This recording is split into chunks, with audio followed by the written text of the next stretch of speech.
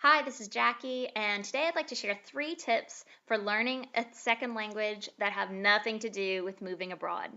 A lot of people think that you really should move abroad in order to learn a second language, but in my experience, I've seen students on both sides of the spectrum. Students that have lived in the United States for years but have never gained a proficiency in English. And conversely, when I used to live in Spain teaching English, I had multiple students who had an incredible proficiency in English but had never changed their address.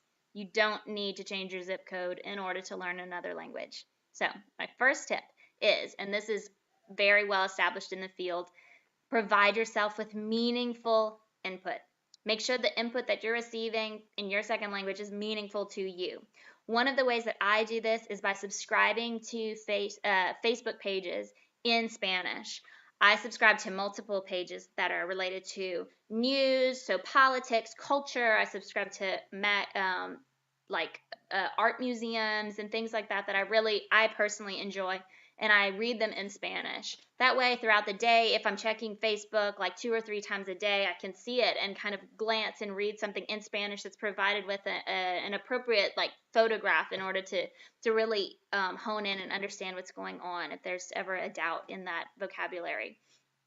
So provide yourself with meaningful input. The next tip, which is even more important, is be a friend.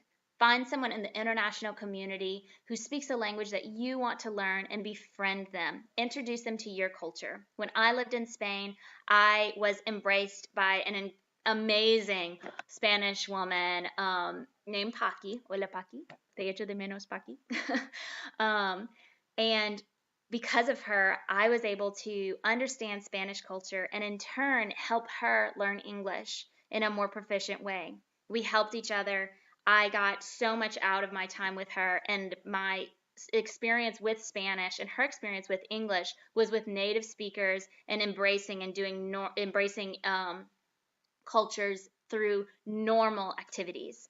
My last tip is embrace your mistakes. Learning a language requires you to make a fool of yourself many times. While learning Spanish, I had so many times and experiences where I felt so silly. I made so many mistakes. I tell my students all the time that learning a language has turned me into a recovering perfectionist. Embrace your mistakes, because having a growth mindset where you think that these mistakes are actually helping me to get stronger, that will help you in turn to learn another language with more proficiency. So these are my tips. Have a nice